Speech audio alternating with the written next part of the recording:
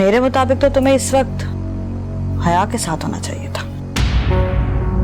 लेकिन तुम अपनी मर्जी के बरखिलाफ यहाँ मेरे साथ मौजूद हो। हाँ, मैं तो जा ही रहा था, वो तो मामा ने रोक लिया मुझे। अस्सलाम वालेकुम। अच्छा, तो ये है तुम्हारा वो गेस्ट जिसके लिए तुमने आधी रात को परवीन को कॉल की और गेस्ट रूम साफ करवाया और मुझे बताना मुनासिब ही नहीं समझा।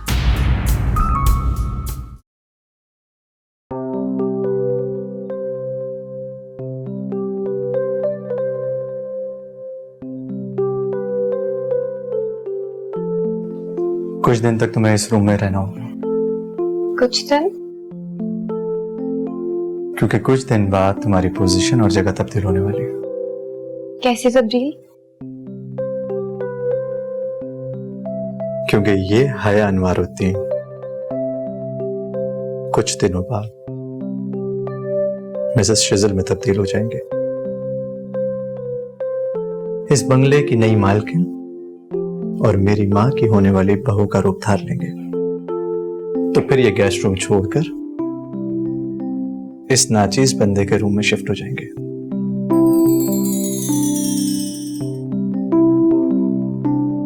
तो क्या मिस हया को अपने आने वाली जिंदगी में नई तब्दीली कबूल है?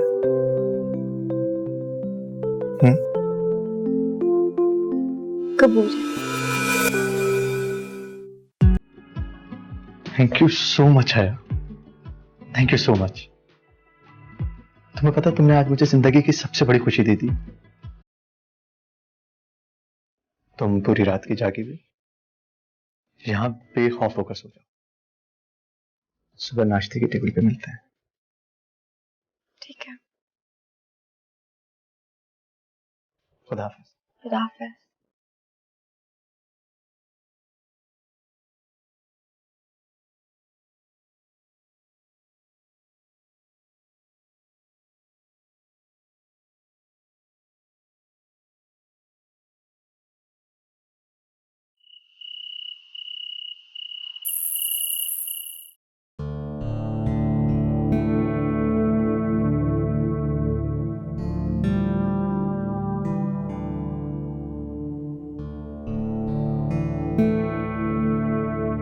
क्या बात है आया, तुम अब तक सोई नहीं?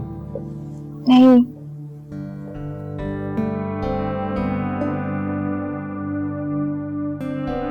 वो हया, मैं तुमसे कुछ जरूरी बातें करना चाह रहा था। जी? मेरी मामा गुस्से की थोड़ी तेज है। हमारी अम्मा भी गुस्से की बहुत तेज थी। उनकी एक आदत है कि अगर कोई भी काम उनकी मर्जी के खिलाफ हो जाए या कोई भी बात कह दे तो वो बहुत ज्यादा ओवर रिएक्ट करने लगती है। फिर आपको तो बहुत डांट पड़ती होगी।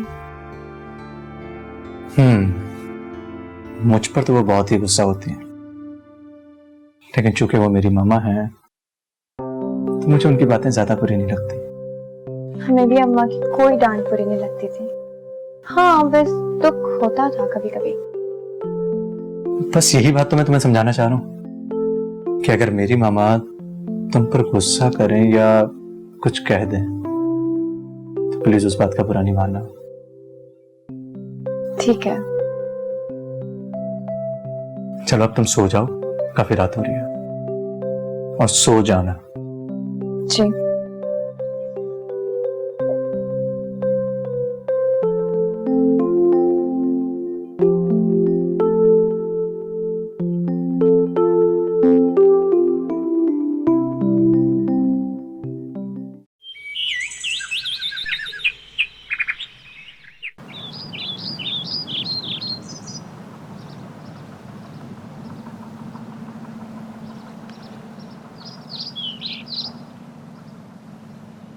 लीजिए, चाय पीजिए। मेरा बेटा गुड मॉर्निंग। अरे गुड मॉर्निंग मेरा बच्चा, अपना बहुत ख्याल रखा करो। जी बिल्कुल रखी ठीक हूँ। से ब्रेकफास्ट किया था? जी जी बिल्कुल कर लिया था। मामा, ये तो कोई बात ही ना हुई ना। बहू के आने के बाद आपका सारा प्यार बहू के लिए, सारी लाडियां उठाती हैं आप उसकी। देखिए मोइस, मैं आपसे भी बहुत प्यार करती हूँ, लेकिन हर अच्छी सास जब बहू घर में आ जाती है तो बेटे से ज्यादा अपनी बहू से प्यार करती है। क्या जादू कर दिया तुमने मम्मा पे 4 दिन में? इसे जादू करना नहीं कहते, इसे प्यार कहते। और जल्दी पटा लिया तुमने मेरी मम्मा को। हो सकता है कि अपने किसी चाहने वाले के साथ भाग गई है। मामा प्लीज। क्या प्लीज? सच ना बोलो। मामा ऐसे सच का कोई फायदा नहीं जिसे सुनकर दिल को दुख पहुंचता हो।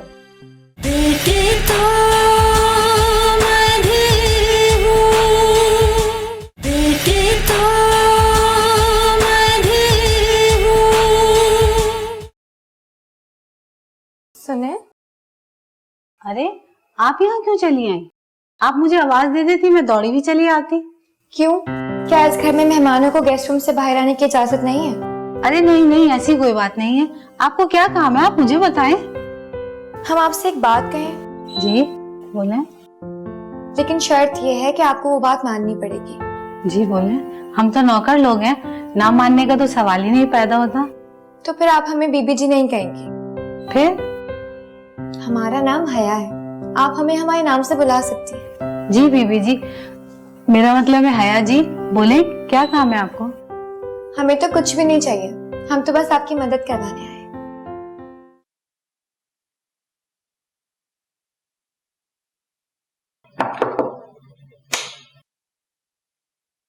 अस्सलाम वालेकुम मामा। वालेकुम अस्सलाम। लगता है आप अब तक नाराज हैं। तुम्हारी राहत वाली हरकत के बाद क्या मैं भंगड़े डालूं? अब तुम बड़े हो गए हो, अपनी मर्जी करने लगे हो। मामा हया वहां अकेली थी। रोहा कहाँ थी? वो रोहा ना जाने कहीं गुम हो गई। क्या मतलब गुम हो गई थी? वो कुछ छोटी बच्ची है क्या कि किसी ने उसे चॉकलेट दिखाई और उंगली पकड़ के ले गया? आप तो ऐसे पूछ रही हैं जैसे मुझे मालूम हो। I don't know anything about it. हो सकता है कि अपने किसी चाहने वाले के साथ भाग गई है। मामा प्लीज। क्या प्लीज? सच ना बोलो। मामा ऐसे सच का कोई फायदा नहीं जिसे सुनकर दिल को दुख पहुंचता हो। और वैसे भी अभी आपको मालूम नहीं है ये बात सच है भी कि नहीं। सुनो, हया से शादी करने से पहले 100 बार सोच लेना। क्या सोचने लगी आप? मैं ये सोच रही थी कि आप मेरी क्या मदद करेंगी। ये बात मेरी कुछ समझ में नहीं आई। तो आप हमसे पूछ लेती ना, अगर आपको समझ नहीं आया था। इतना ज्यादा टाइम वेस्ट किया आपने सोचने में। टाइम तो जाया हुआ। अच्छा, अब जो भी आप काम करेंगी ना, हम उसमें बराबर का हाथ बटाएंगे। नाश्ते में, खाने में, रात के खाने में, सब में। अरे नहीं बीबी जी, अगर बेगम साहिबा ने देख लिया तो वो मुझे नौकरी से निकाल देंगी। वैसे भी आप शिजल बाबा की मेहमान हैं। शिजल की आप फिक्र मत करें। और खातून आराम थी, उन्हें कौन बताएगा? आप बताएंगे क्या? चले आज फिर हम मिलकर नाश्ता बनाते हैं। आपको पता है, मेरी बड़ी बहन है ना रोहा आपी, उन्होंने मुझे बहुत कुछ बनाना सिखाया।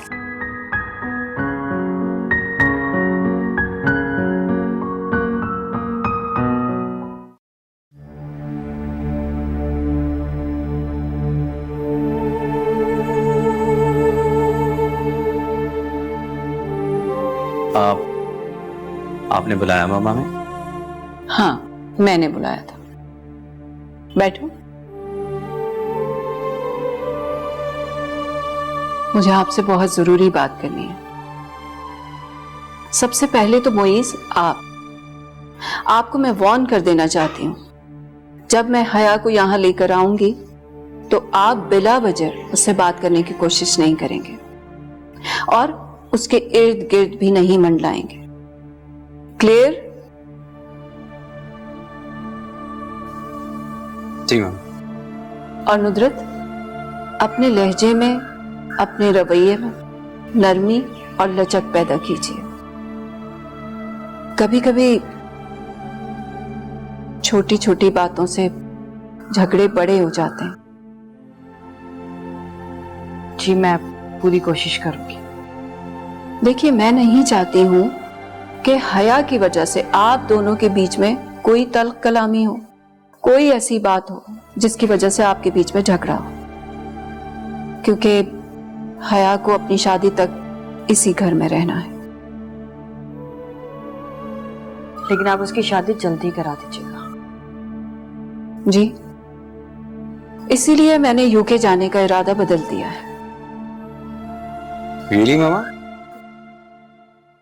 जी बेटा। सच पूछें तो मुझे आपके इस फैसले से बहुत खुशी हुई। हया को इग्नोर करना समझदारी नहीं होगी। जी चले मोइस, हया को लेने चलना है ना? जी चलिए। मैं बैग लेकर आती हूँ। अच्छा।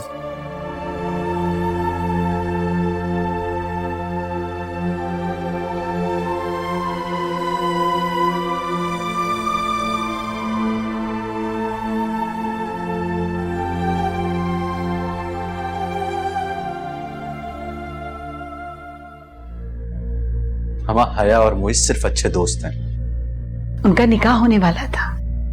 So what? वैसे मोइज और आफिया की जहानत की दाद देनी पड़ेगी। और वो किस लिए? भाई वो इस बात पे कि जब तक कुत्सिया और अनवार भाई जिंदा थे तो दोनों हया की मोहब्बत के बड़े बड़े ड्रामे करते थे, और जैसे उन दोनों की आंखें बंद हुई, इन दोनों ने भी आंखें फेर ली।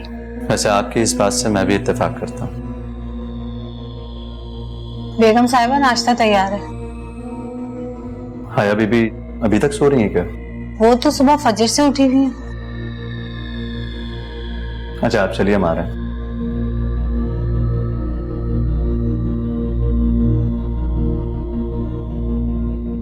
I'm sorry। आइए नाश्ता करते हैं। तुम चलो, मैं आ रही हूँ।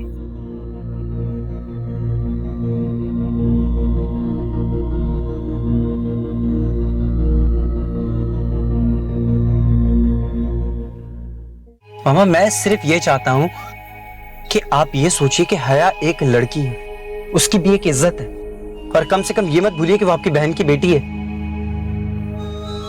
हमें इस वक्त ये सोचने की जरूरत है कि वो कहाँ चली गई है, कहाँ खो गई है वो।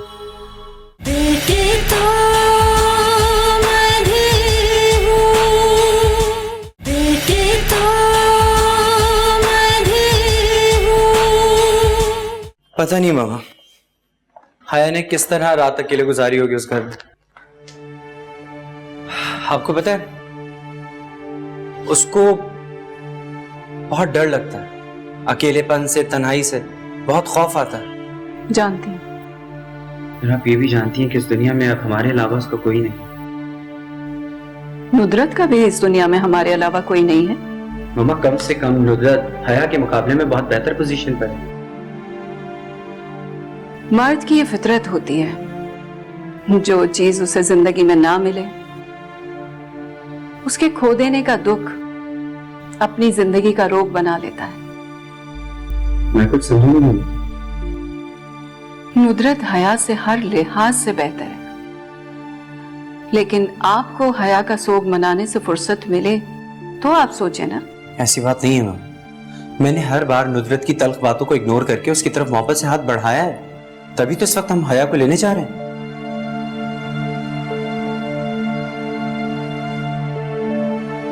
चलें? चल।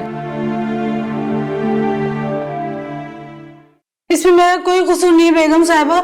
हया बीबी ने जो काम किए सब अपनी मर्जी से किए। लेकिन वो हमारी मेहमान है, आपको खुद सोचना चाहिए था। आइंदा ख्याल रखूंगी बेगम साहिबा, मगर मुझे नौकरी से ना निकालें। हारे परवीन, तुम्हें शर्मिंदा होने और रोने की कोई जरूरत नहीं है। तुमने ऐसा कोई गलत काम नहीं किया। अगर उसने तुम्हारे काम में तुम्हारा हाथ बटा दिया तो क्या हुआ, अपने माँ बाप के घर भी तो काम करती थी। मेहरबानी बेगम साहिबा। बल्कि तुम यूं करो कि जी हुकुम। तुम हया की जिम्मे कुछ काम डाल दो, इससे तुम्हारा हाथ भी बढ़ जाएगा और तुम्हें आराम भी मिल जाएगा। अम्मा, ये आप क्या कह रही हैं?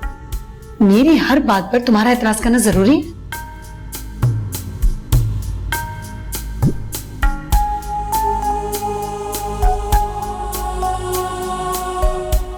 सुन लिया तुमने?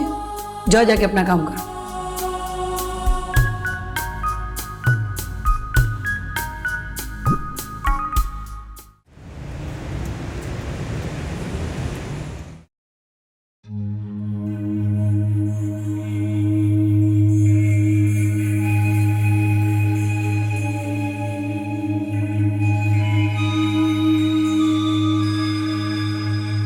कुत्सिया की पड़ोसन के सामने आपका बिहेवियर मुझे ठीक नहीं लगा। आप हया को सिर्फ इसलिए इग्नोर करिए ना कि मेरी और नुदरत की मैरिड लाइफ डिस्टर्ब ना। सो आई प्रॉमिस मामा कि मैं हया की तरफ आंख उठाकर भी नहीं देखूंगा, उसे इस तरह से इग्नोर करूंगा जैसे वो एग्जिस्ट ही नहीं करती।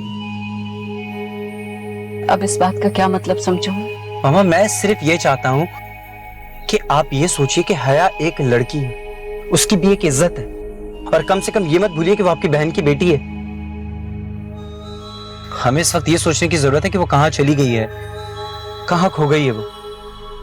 मोहिस, ऐसा भी तो हो सकता है कि वो शीजल के साथ। शीजल पाकिस्तान में नहीं है, नहीं है वो पाकिस्तान में। ओके ठीक है, हम खातून आरा के घर चलते हैं, वहां से मालूम कर लेते हैं। खातून आरा बेगम। मामा ये जो खातून आरा बेगम है ना, ये इंतहाई तंजिया गुफ्तगू फरमाती है, और अगर खुदा ना खास्ता उन्होंने कोई उल्टी सीधी बात की या आपकी इंसल्ट करने की कोशिश भी की तो मैं ये बर्दाश्त नहीं करूंगा। उसकी आप फिक्र मत कीजिए, मैं हैंडल कर लूंगी। चलिए।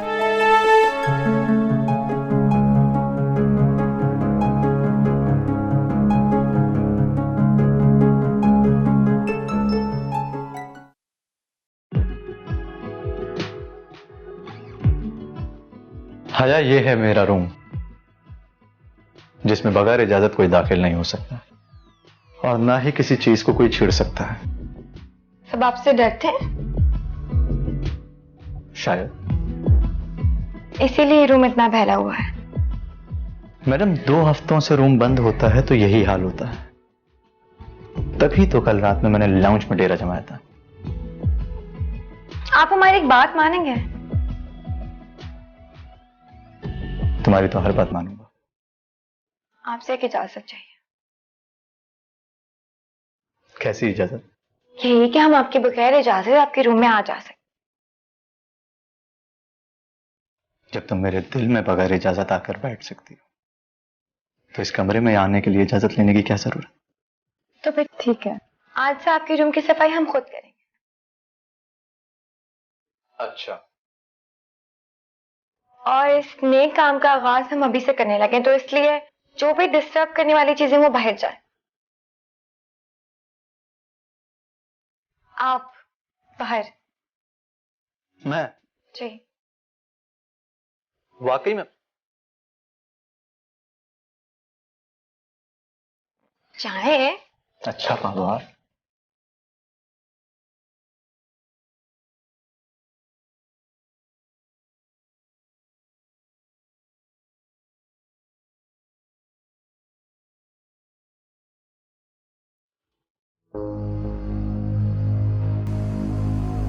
बेगम साहिबा, नीचे मेहमान आए, मैंने उन्हें ड्राइंग रूम में बिठा दिया। नाम पूछा उनसे? जी, उन्होंने अपना नाम आफिया बताया है और उनके साथ एक लड़का भी है। कोई लड़की है? नहीं, कोई लड़की साथ तो नहीं है। इसका मतलब है कि दोनों खुद ही आए हैं, हया को पूछने आए होंगे। अच्छा ठीक है, तुम उन्हें जूस वगैरह पेश करो, मैं भी आती हूँ। जी अच्छा। वेट करो आफिया बेगम, जब मेरा मूड होगा आ जाऊंगी।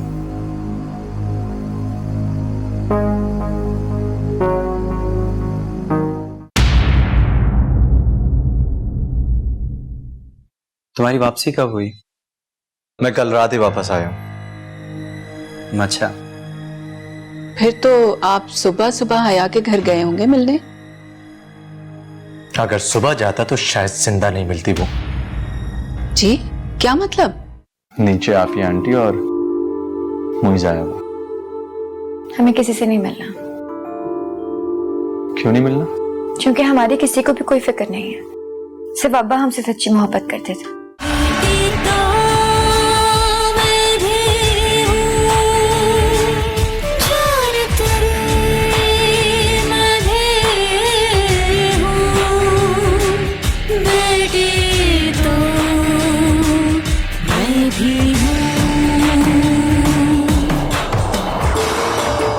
परवरदिगार मेरे इन बच्चों को कभी दूर न होने देना।